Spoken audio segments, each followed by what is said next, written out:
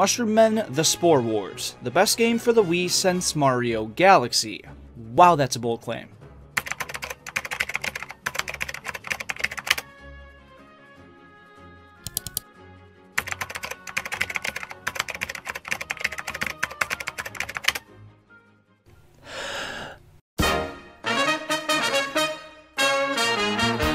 Yeah, I don't think it'll surpass all those games, but going into it, I still have relatively high hopes. I like platformers, and this is considered one, and the back of the case says you explore human environments from a 3-inch tall perspective, so it's giving off mad Toy Story 2 vibes as well. I don't know, I'm intrigued, this is a pretty forgotten game, and I'm curious to know if it's any good.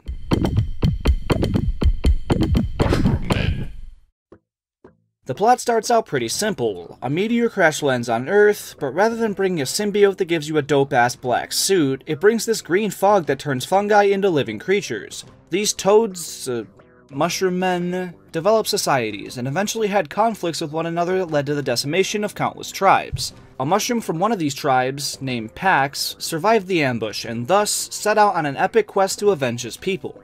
That's the basic premise. There's other things that happen along the way that try to keep you engaged, but nothing all that interesting. The characters in this game are straight up bland. Pax is your typical hero, the main villain is a bad guy that wants to take over the world, and the mushroom people you encounter on your journey are as two-dimensional as can be. In all fairness though, the opening sets up a pretty solid tone for the game that the levels fully understand and are built around. While that does mean the color palettes are dull and the set pieces are often straight up gross, it does make for some excellent environment building. Each and every world throughout the game looks so overgrown and post-apocalyptic, which is exactly what they were going for, so they nailed it. The music is very atmospheric and weird, the enemies are all mutant looking, and there's an abundance of small details that make things look worn or creepy that all come together to make the world feel so eerie, and even spooky. The scariest thing of all though, not every situation goes for that feeling though. Some sections are more chill and calm, but even when the tensions are high, there's little bits of humor scattered around on different product labels, and I came to love looking out for them. We got some good old-fashioned clamble soup, rancid vegetables, the infamous Schmucker's Spazberry Jam, and my personal favorite, a 100% honest and direct soda label. This little comic relief of sorts went a long way for me, and it prevented the game from taking itself too seriously. But besides those, all the obstacles and platforms blend so naturally with the world. You're not jumping from platform to platform, you're jumping from vine leaves to a worn out table. It's really cool. It does bring with it a small issue though, because sometimes the path you're supposed to traverse simply looks like part of the environment, and other times you'll think you can jump onto something and just fall right through it. That's never too annoying though, because the worlds are relatively small, and it's never that hard to get back up to where you were. But just because the worlds are smaller doesn't mean they are confusing to navigate, because in some cases they really can be. Due to the darker lighting and multiple areas and some levels looking incredibly similar, it can be pretty difficult to find your way around, but as a general rule, it's not a big issue. Exploring is without a doubt the most fundamental part of the game. Every level has you wandering around these open-ended worlds looking for different items, switches, and things like that. And thankfully, you've got full control over the camera, which is a serious plus, given the need to look around and find minute details in the environment. But since it's a Wii game, the best they could do was map camera movement to the D-pad, which isn't all that bad, but it's clunky compared to a second analog stick, which isn't the game's fault. Gameplay itself mostly consists of 3 things. 1. Platforming, 2. Combat, and 3. Pointing and clicking, because as I said before, we would like to play.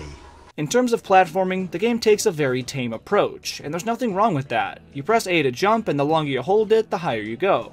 But after you let go, you can press and hold the button again to glide and slowly descend until you hit the ground, which is awesome.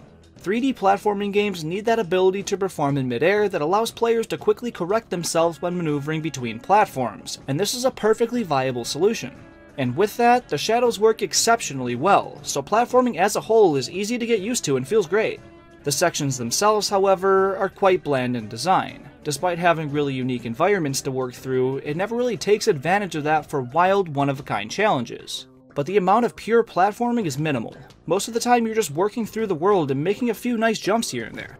If anything, I'd say there's more of a focus on combat than there is on platforming, and this is where I have more serious complaints with the game.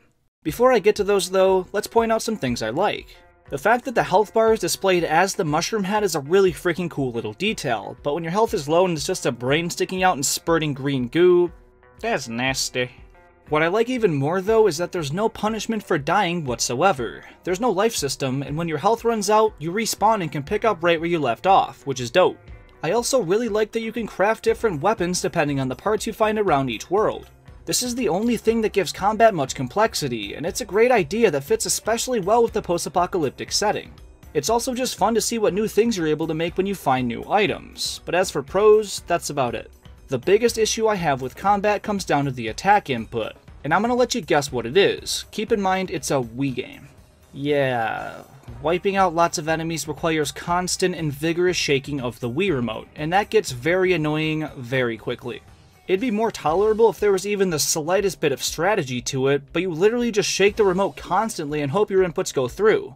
Fun. That was a sarcastic fun if you couldn't tell. Sure, there's different weapons that have packs use a special technique, but you the player just sit there and waggle the Wii remote, which is lame. The only way the different weapons affect gameplay is in the amount of damage they do, so it doesn't change how you play at all. This makes all combat essentially boil down to your typical button masher, except with motion controls, so it's the opposite of the... In its defense though, most situations in-game don't make you take out the enemies. They're usually just there and you can choose to fight them or not. But if you don't, you'll just be assaulted constantly, so it's usually wise to just do it and move on. And speaking of force motion controls, the pointer functionality of the Wii is fully realized in this game, for better and for worse.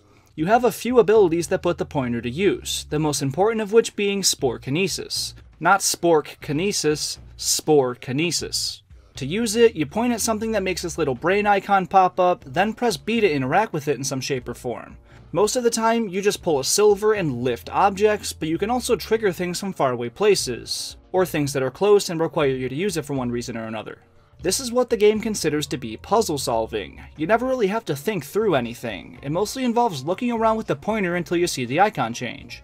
It's rarely used for anything more. In fact, there's only one instance I can think of that puts it to use to solve a puzzle, and it brought a slew of new issues with it.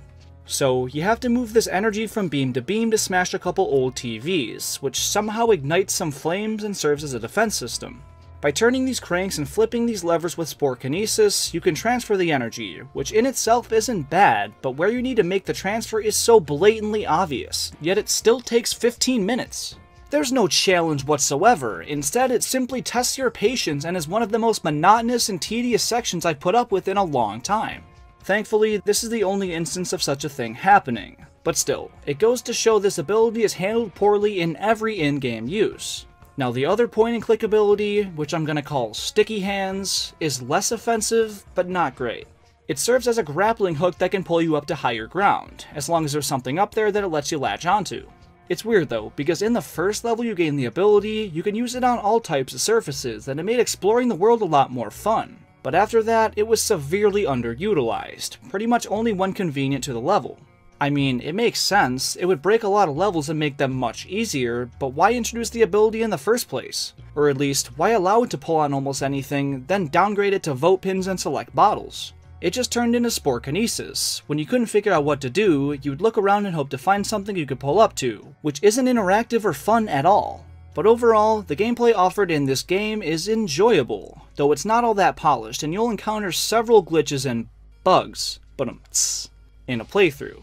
You can just tell from start to finish that it was made on a tight budget. What we ended up with is surprisingly solid, but there's little issues all over the place, including whack hitboxes, poor frame rate, and just a notable lack of playtesting.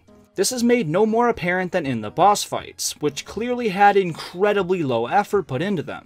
The first of which is like 15 minutes into the game, and it's this giant mole that you kill by simply whacking these posts and causing something to fall on him. But Jesus Christ, that is graphic! I don't even know what the poor creature did wrong, but now I've got to walk through his guts to progress in the game? Disgusting. And after that, we get Creepypasta Rabbit, and all you do to kill him is Spore Kinesis the rocks he throws and shake the Wii remote to send them back, which makes him charge you, and as long as you're behind a larger rock, he'll get hurt. Every boss after that also requires you to do one of those things to succeed, including the final boss. Yeah, this sucked.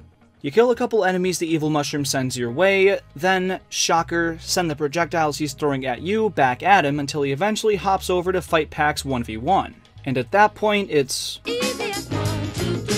But they decide to kill this guy in an even more gruesome way. He gets sent toward the ground and this little dog eats him alive. Mushroom Men the Spore Wars? More like Mushroom Men the Vor Wars. Okay, that one was bad, but I had a good laugh, leave me alone. After beating the final boss, it just cuts to Pax returning to some village he started off in, and everyone's like, cool, thanks dude. And he's like, yeah! And that's everything I have to say about Mushroom Men the Spore Wars. Is it a good game? It's okay. I wouldn't call it bad by any means, but good seems like a bit of a stretch. There's a lot of shroom for improvement. I'd consider it an average title. Should you go out of your way to play it? Probably not, but there's a lot worse games for the Wii. It is not the best game since Mario Galaxy though, I'll tell you that much. I'd take more than half the games in that little montage over this any day of the week. But that's just my take. What do you think of this game? Let me know in the comments down below. Also, if you can guess the song I synced that little montage up to before anyone else, I'll give you a shout out in my next video. Once more, it's... With all of that said, I hope you enjoyed this video, thank you so much for watching, and have a great rest of your day. I'll see you later.